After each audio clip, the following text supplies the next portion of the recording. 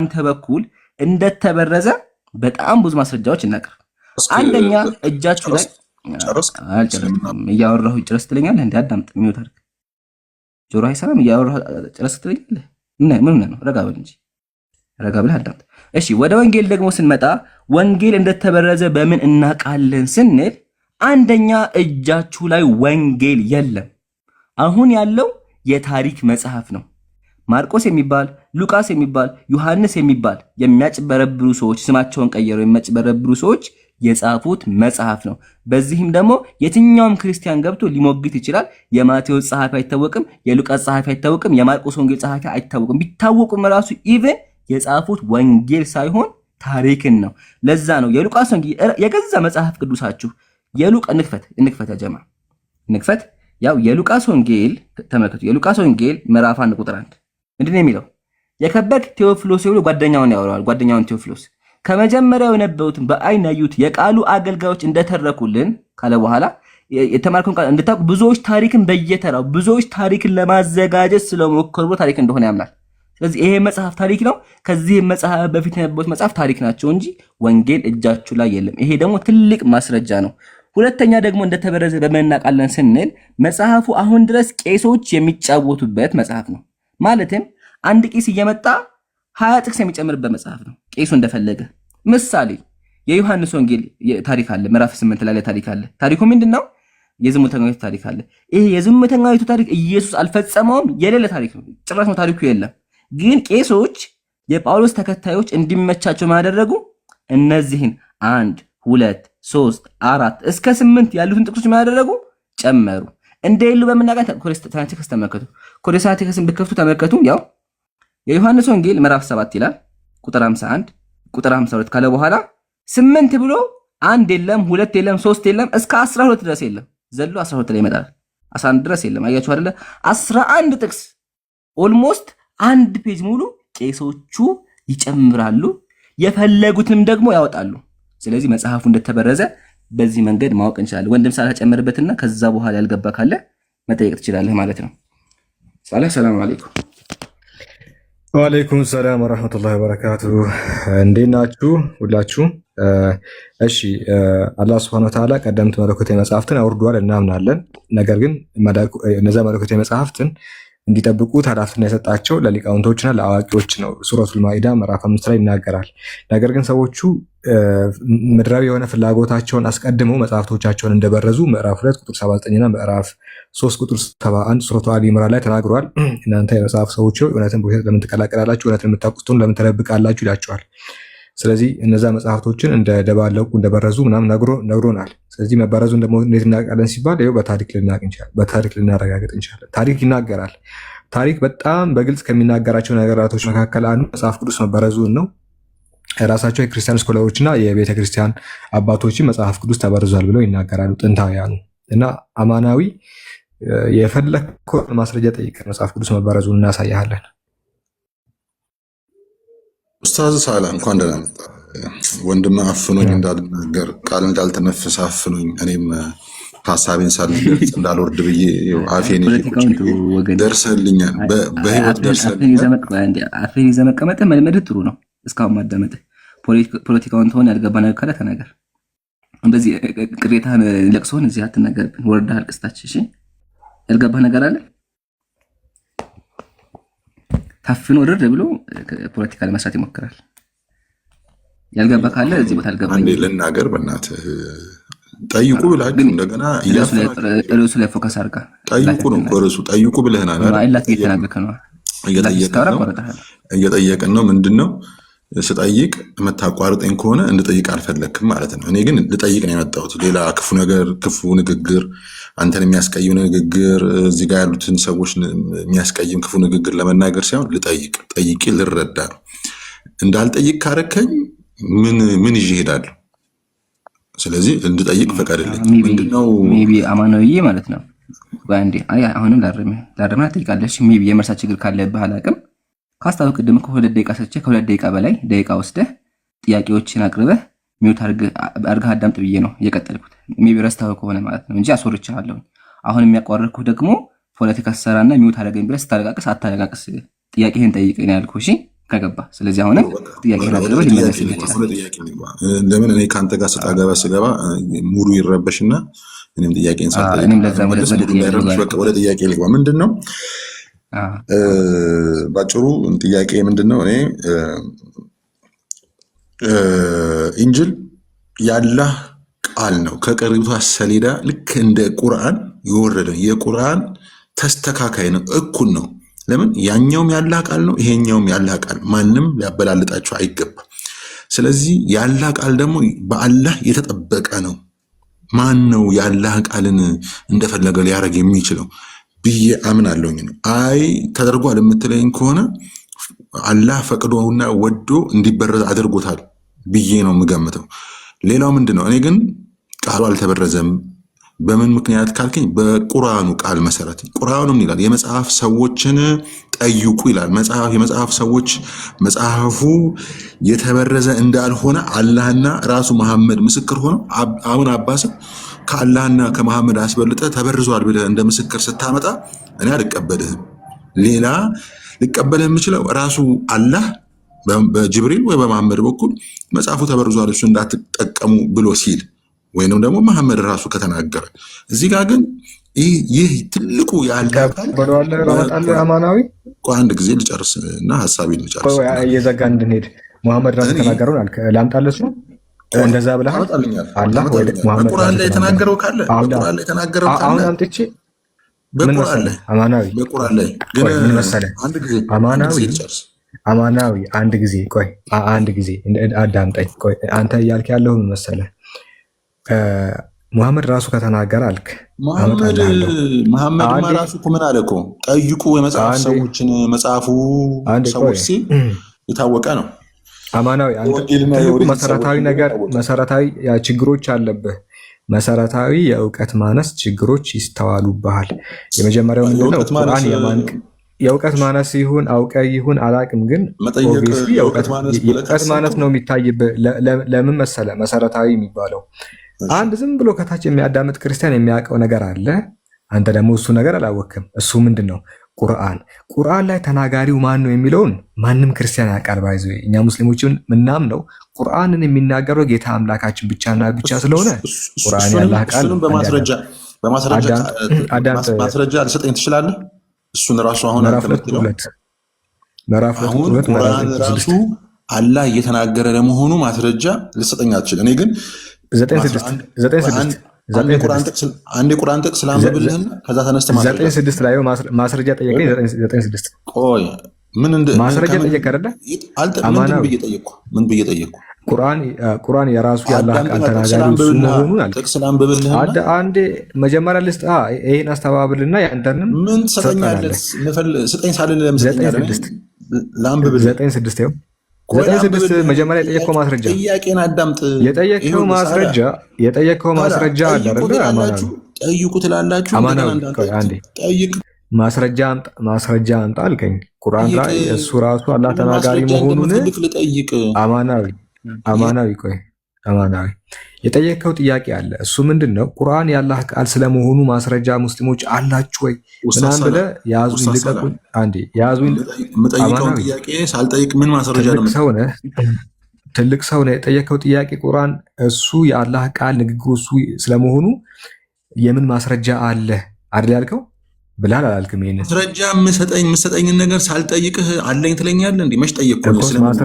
ማስረጃ ብላል አይደለ እኮ ስለምን እንደሆነ ልንገራ። ማስረጃ ቁርአን ላይ ተናጋሪው አላህ ስለመሆኑ ማስረጃ ብለህ አንብብልህ እኮ አልኩህ እኮ ቁርአን ላይ አለ። ማስረጃ ጠይቀኸኛል። እኔን ጠይቀኸኛል። ማስረጃ ይሰጠየቀኝ ማስረጃ ትሰጠኛለህ። ቆይ ላንብብልህ እያልኩ ነው። ለምንድን ነው ማስረጃ የጠየቀው? እንዳመጣልህ ነው የጠየቀው። ማስረጃ እንዳመጣልህ ነው። ቆይ እኔን የጠየቀኝ ለምንድን ነው ማስረጃ እኮ? ማስረጃ የጠየቀ አንዴ ቆይ ማስረጃ የጠየቀው ምን እንዳደረገ ቃል እንዳልሆነ አማናዊ እሱ አማናዊ ወደ እሱ እመጣልሃለሁ እኮ ወደ እሱ እኮ ልመጣልህ ነው። ወደ አንተው የቁርአን አሁን አንተ የምትፈልገው ነገር ማስረጃ የምትለው አማናዊ ቆይ እኔ እኮ አንተ የምትጠይቀውን ሳይሆን ቁርአን ላይ የምታስበውን ጭምር ስለማትለውን ነገር ንገረኝ። ችግር የለም መንገር ማዳመጥ መቻል። ቆይ አንዴ ሳለ የተረበሸ ነገር አለ። የሆነ ነገር ረብሻል አማናዊ ፕሊስ ረጋ ብለህ አዳምጠው። የሚያቀርበው ማስረጃ ከባድ ነገር እኮ አይደለም አይደለ? ስለዚህ ረጋ ብለህ አዳምጠውና ታወራለህ እንጂ ገና ለገና 19 ቁጥር 6 ይጠቀስ ነው ነገር የፈለገው ነገር ካለ ይንገር። እኔ ግን የምፈልገው ማስረጃ ስለምን እንደሆነ አልተናገርኩም። ጠይቀሃል የመስረጃ ስላለብህ እንጂ ጠይቀሃል። ጀማ አንተ ማስረጃ ከበልከው አንተ ለራስህ ነው። እሺ ለራስህ እንጂ ማስረጃ ከፈት ብለህ ጠይቀኩም። አንተ የፈለግከውን ነገር መናገር ትችላለህ። ጠይቀው አማናዊ አትዋሽ፣ ጥሩ አይደለም። አልጠየቅኩም እኔ አሁን ጠይቀህ ማስረጃ አላልክም። አረ ለምጠይቀው ጥያቄ ማስረጃ ትሰጠኛለህ ነው ያልኩት። አሁን ልስጥህ። ምን ጠየቅኩ? ቁርአን ላይ እሱ አላህ ተናጋሪ ስለመሆኑ ማስረጃ አለ። ይሄ ቁርአን የአላህ ቃል አይደለም ላለመሆኑ እኔ ከቁርአን አንቀጽ እኔ ምን ጠየቀኝ? አይ ምን ብለህ ጠየቀኝ? ምንድነው ተማምረን ምን ብለህ ጠየቀኝ? ቆይ ታመጣለህ፣ ያንተን እኮ ታመጣለህ። እኔን ምን ብለህ ይችላል ብለህ የፈራው ነገር ምንም ሳልጠይቅሽ ትጠይቀዋለህ። 50 ጥያቄ ፈቅጄልሃለሁ። አንድ ጥያቄ ሳይሆን 50 ጥያቄ ፈቅጄልሃለሁ። እሺ ቀጥል። እሺ ምንድን ነው የፈለግከው አንተ? አሁን ምን ስለምንድን ነው ማስረጃ? ድጋሚ የቅድሙ ጠይቀኝ። ከመጽሐፉ አነብልሃለሁ፣ አንተ ማስረጃ ሰጠኛለህ። ይሄ የአላህ ቃል እንዳልሆነ እኔ ከመጽሐፉ ቁርአን የአላህ ቃል ስለመሆኑ ማስረጃ አምጣ አላልክም? አማና መጀመሪያ ላነብልህ ቁርአኑ የአላህ ቃል እንዳልሆነ ላነብልህ። እኔን የጠየቀው ማስረጃ የምን ማስረጃ ነው? ንገረኝ። የመሐመድ ቃል እንጂ የመሐመድ ቃል እንጂ። ቆይ አማናዊ ሳላ ማስረጃ አምጣ አልከኝ። ቆይ ሳላ ማስረጃ አምጣ አልከኝ። የምን ማስረጃ ነው? ድጋሚ በለው። ስለምንድን ነው ማስረጃ የጠየቀው? ቅድም ያልከውን ደግመህ በለኝ። ምንድን ነው? ስለምንድን ነው ማስረጃ የምትሰጠኝ? ህሊናውን ወጦ ማለት ነው። እጅግ በጣም አስቀያሚ የሆነ በፈጥፈጣ። እንግዲህ ሁላችሁም አዳምጡ። እንደዚህ ናቸው ብዙ ክርስቲያኖች እና አእምሮአቸውን ሽጠው አእምሮህን የገዛ አእምሮህን ሽጠህ አይኔን ግንባር ያልገው እያልክ እንደዚህ የምትከራከር ይህ የመሀይምነት መጨረሻ ነው። እሱ ራሱ ምን ብሎ ጠየቀ መሰላችሁ ጋይስ? 600 ሰዎች ያላችሁ አይደለ? ክርስቲያኖችም አላችሁ የምታስተውሉት። ቁርአን የአላህ ቃል ነው አልኩት። የአላህ ቃል ነው የምትል ከሆነ ማስረጃ ይዘና አለኝ። ማስረጃ ልስጥ አልኩት። ለዛ አይደለ አማናዊ። እሺ ኢምራን ትልቁ ላይ ሆንና 9:6ን ከፈትልኝ። ሱረቱል ኢምራን 9:6ን ወይን አህዱ ሚነል ሙሽሪኪን አስተጃረከ ፈአጅሩ ሐታ ይስማ ከላም አላህ ይላል። ኦኬ በደንብ አዳምጥ። እሺ ካሜራ ልከት እንደ ራሴን ይብሩ 13% አለኝ ታብሌት። እሺ አሁን ሳትወልድ በግድ እንደዚህ ዝም ማለት ነው። አዎ ሳላስ ከዛው አንዴ ማለት ነው። እስከምትከፍቱ ያ ጀማዓተ ኸይር ታዘቡ። እሺ አሁን አማናዊ ቁርአንን ለመተቸት ነበር የገባው፣ ግን አስተውላችሁ ከሆነ መጽሐፍ ቅዱስ የእግዚአብሔር ቃል እንዳልሆነ ኦሪት ወንጌል እንደተበረዘ ለህዝቡ አስተምሯል። እና መስከምት ኮሜንት ለማሻአላ በጣም ጎበዝ ነው። ኦሪት የተበረዘ ነው፣ አሳምኑናል። እናመሰግናለን። እና የሚያወሩት ራሱ ይረሳሉ፣ የሚያወሩትን ይረሳሉ። እሱንም ታዘቡ። ሳላ ቀጥል። እሺ እንደዚህ ሳትወድ በግድ እንድታዳምጥ እናደርጋለን። ምጮ ከሆነ አማናዊ ማስረጃ ጠየቀና ካመጣውለት በጣም እንደሚመታ አውቋል። ስለዚህ ማስረጃ ጠይቆ ነበር። ማስረጃውን ልክ እንዳለን ሲያውቅ የፈጠነ ኧረ እኔ ያልጠየቅኩም ማስረጃ አለ አለኝ። እሺ ለማንኛውም የአላህ ቃል ስለመሆኑ እንዴት ታውቃላችሁ አለ። ማስረጃ አለ። ይሄ ማስረጃ ወደድክም ጠላህም ሳትወድ በግድ ትጋታለህ። እሺ ጥግ ላይ የሆነ አዳምጥ። ሱረቱል በቀራ ምዕራፍ 2 ቁጥር 2 ላይ ምን ይላል? ዛሊከል ኪታቡ ላ ረይበ ፊህ ሁደል ሊልሙተቂን አለ። ይህ መጽሐፍ ከአላህ ለመሆኑ ምንም ጥርጥር የለበትም አለ። ይኸውልህ ከአላህ ነው እኮ አይደለም ያለው። ይህ መጽሐፍ ከአላህ ለመሆኑ ጥርጥር የለበትም፣ ጭራሽ ጥርጥር የሚባል ነገር የለበትም እያለ ነው። የአላህ ቃል ስለመሆኑ አንድ በል። ሁለተኛ ምዕራፍ 9 ቁጥር 6 ላይ ወይን አሐዱ ሚነል ሙሽሪኪን አስተጃረከ ፈአጅሩሁ ሐታ ይስማ ከላም አላህ አለ። ማለትም ከአጋሪዎቹ አንዱ ጥገኝነትን ቢጠይቅ የአላህን አለ። የማንን ይታያል? የአላህን። እሺ የአላህን ምን ቃል? የማንን ቃል? የአላህን ቃል ይሰማ ዘንድ አስጠጋዋል። የማንን ቃል? የአላህን ቃል ይሰማ ዘንድ አስጠጋው። በሌላም ቦታ ምዕራፍ 26 ሱረቱ ሹዓራ ቁጥር 192 ላይ ወኢነሁ ለተንዚሉ ረቢል ዓለሚን ምን ማለት ነው? እርሱም አለ ምን ቁርአን በእርግጥም ከዓለማቱ ጌታ የተወረደ ነው። ከዓለማቱ ጌታ የተወረደ ነው። ስለማን ነው የሚናገረው? ስለ ቁርአን ነው። ኢነሁ ለቁርአኑን ከሪም እርሱ የተከበረ ቅዱስ ቁርአን ነው አለ። እርሱ የከበረ ቁርአን ነው። ከዛስ ወረድ ብሎ ከዓለማቱ ጌታ የተወረደ ነው። ከማን? ከዓለማቱ ጌታ የተወረደ ነው። ያ የተከበረው ቅዱስ የሆነው ቁርአን ከአላህ ዘንድ የተወረደ ነው። ስለመውረዱ ምንም ጥርጥር የለበትም ብሎ ይናገራል። ስለዚህ ቁርአን አው የአላህ ቃል ነው። ይሄ ሁላ ማስረጃ አለን። ሳትወድ በግድ ወደ መጽሐፍ እንምጣ። ይኬድበት እንደ ኢምራን የከብት መርፌ ወገናችን በጣም ተጠገበ። ኮራችን ነው ፈቢል ክፈትልኝ። ትልቁ ላይ ነው አልችልም። ትልቁ ላይ መሆን ኮራችን ነው በብል ክፈትና አንድ ብቻ ወንጌል እንደተበረዘ ከራሱ ቄስ ላሰማው ስሙ። ኮራችን ነው በብል ክፈትልኝና ቲም ፍሩዝ ላይ ያለው የዮሐንስ ወንጌል ላይ ያለውን አድርግልኝ። ኦኬ በደንብ አዳምጠው ጀማ። ከራሱ ቄስ ነው ቄሶቹ ራሱ እንደተበረዘ አምነዋል። ተመልከቱ። ምንም እንኳን አለ ይህ ታሪክ በጣም አስፈላጊ ትምህርቶች ቢሰጠንም አለ ብዙ የመጽሐፍ ቅዱስ አዋቂዎች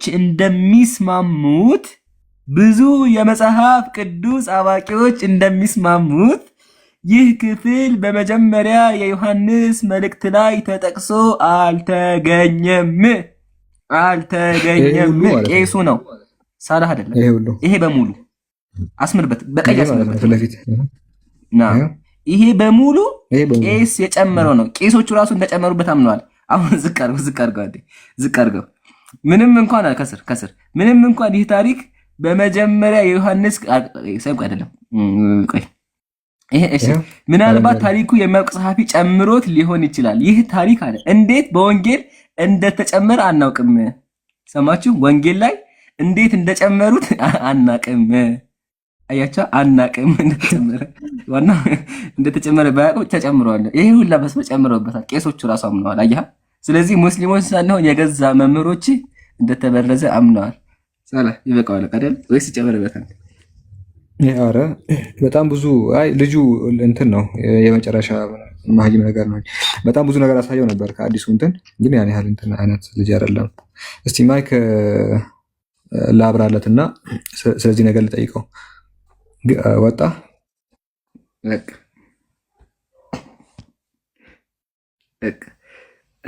እንደዚህ ካዳመጠ ሀቢብ ይበቃዋል። እሺ ነኝ ያወረኩት እንደዚህ ለፖለቲካና ለማብሸቅ የገባ ሰው እንደዚህ ደቂቃ ሰጠውና በደንብ ካዳመጠ በኋላ ሊያወራ ሲመሰት ታወርደዋለህ። እርር ይላል። በቃ አሁን አይተኛም በሰላም። አሁን የተናገረው ነገር ወላሂ ጆሮ ላይ ያቃጭልበታል። ወረበል ካባ ጆሮ ላይ ያቃጭልበታል። አይተኛም። እንደዚህ ቁጭ ብሎ አወራለሁ ታግሶ ጠብቆ ያው ይረብሸን ነበር። እንዳይረብሽ ሚውት አድርጌዋለሁ። ሚውት እንዳያስታግሰ ሲወርድ ውስጥ ይቃጠላልና በኋላ ተረጋግተህ ትገባለህ። ቀጥል። ሰላም አለይኩም ኡስታዙና ቀጥሉ። ኡስታዝ አልተመቸውም። ሰላም ካለ መልኪን አስተናግድ። እሺ ኦኬ እሺ።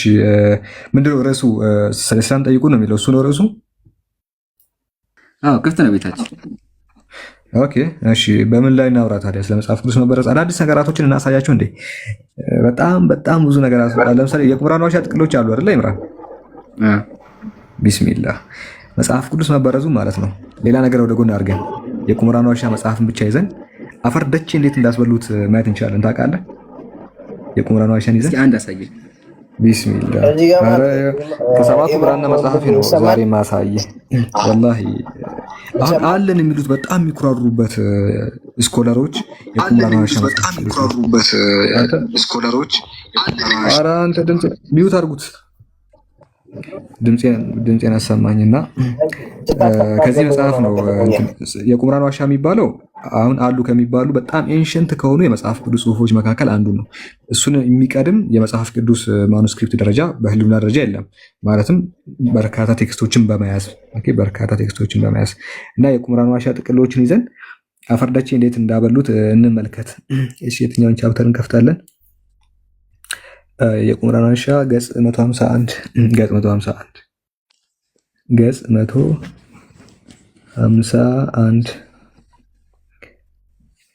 እሺ እስቲ ኢምራን ይሄን ጥቅስ ክፈትልኝ። አንደኛ ሳሙኤል ሁለተኛ ሳሙኤል ሁለተኛ ሁለት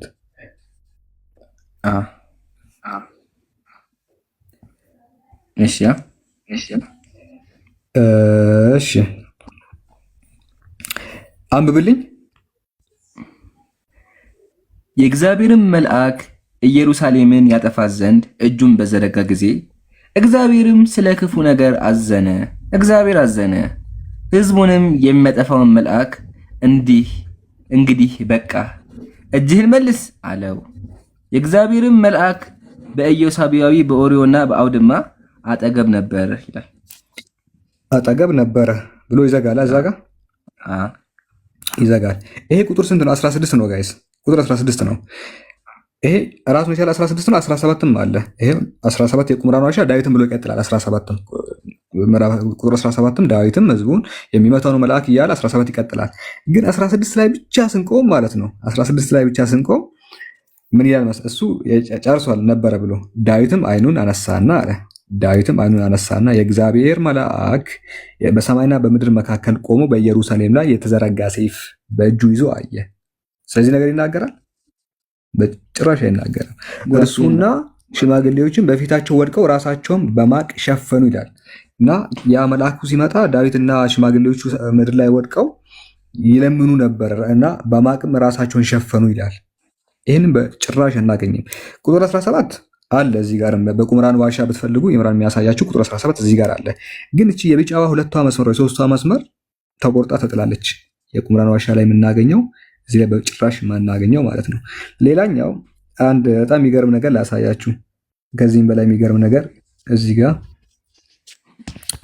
እሺ፣ እዛው ጋር እስቲ አንድ የምትከፍትልኝ ጥቅስ አለ። ቆይ የቁምራን ዋሻ ነው አይደል? የቁምራን ዋሻ እስቲ ምን ትከፍትልኛለህ? ይሄን ክፈትልኝ። የዚህ ደግሞ ይገርምሃል 11 እሺ። እንዲህም ሆነ ከአንድ ወር በኋላ የቁምራን ዋሻው ጥቅል ግን ምንድነው የሚለው መሰለ? የሆነ የቁምራን ዋሻው እንደዚህ ይላል። ይሄውና የቁምራን ዋሻው 11 ከአንድ ወር በኋላ ይላል። ያንተ ታሪኩ አሪፍ ነው። እሺ እንደዚህ ይላል። ናኦስ የተባለ የአሞናውያን ንጉሥ በዚያን ጊዜ በጋዳውያንና በሮቤላውያን ላይ እጅግ ጸንቶ ይጨቁናቸው ነበር። የቀኝ ዓይናቸውንም አወጣ። በወቅቱ እስራኤልንም የሚያድን አልነበረም። በዮርዳኖስ ማዶ ከሚኖሩት የእስራኤል ሰዎች ቀኝ ዓይኑን አሞናዊው ንጉሥ ናኦስ ያላወጣለት ሰው አልቀረም። ነገር ግን ከእነርሱ 7000 ሰዎች ከአሞናውያን እጅ አምልጠው ወደ ያቤሽ ገለአድ ገቡ። በዚያም 1 ወር ያህል ኖሩ ይላል። ቁጥር 2 ላይ ከ1 ወር በኋላ ይላል። ይሄ በነገራችን ላይ ሙሉ በሙሉ የለም። እነዛ አይኑ መጣን የሚለው አይን አውጪው ማን ነው? ቀኝ አይናችን የአሞናውያን ንጉሥ ናኦስ የሚባለው ናኦስ የተባለ የአሞናውያን ንጉሥ በዚያን ጊዜ በጋዳውያንና በሮቤላውያን ላይ እጅግ ጸንቶ ይጨቁናቸው ነበር። የቀኝ ዓይናቸውንም አወጣ። በወቅቱም እስራኤልንም የሚያድን አልነበረም።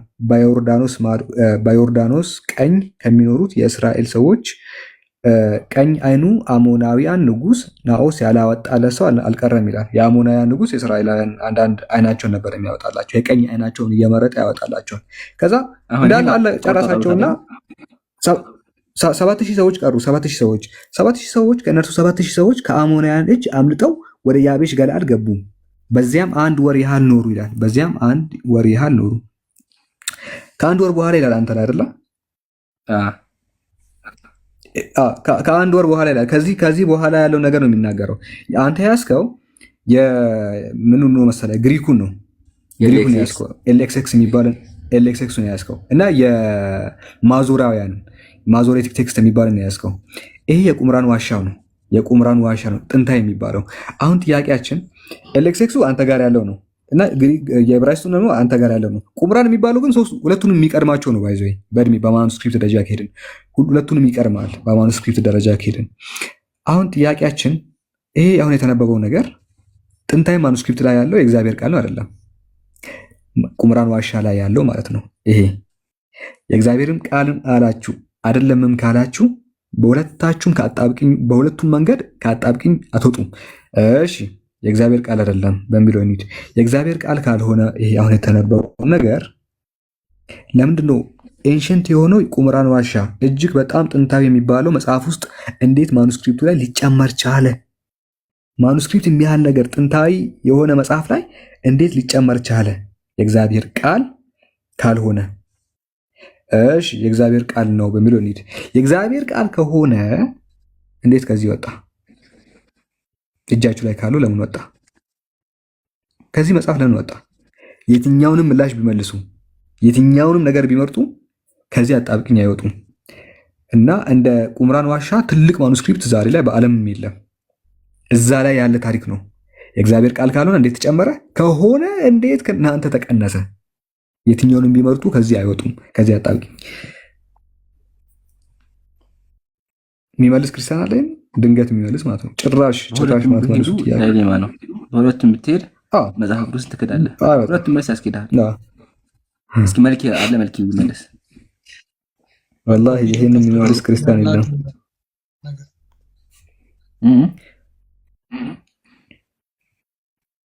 ሊንክ አስደረግ ላግ ነገር አለ። አይ ኮፒ ሊንክ ነው ያለው። ኮፒ ሊንክ አጓጀማ አትርሱ። ኮፒ ሊንክ ሪፖርት አለ። እሺ መልክ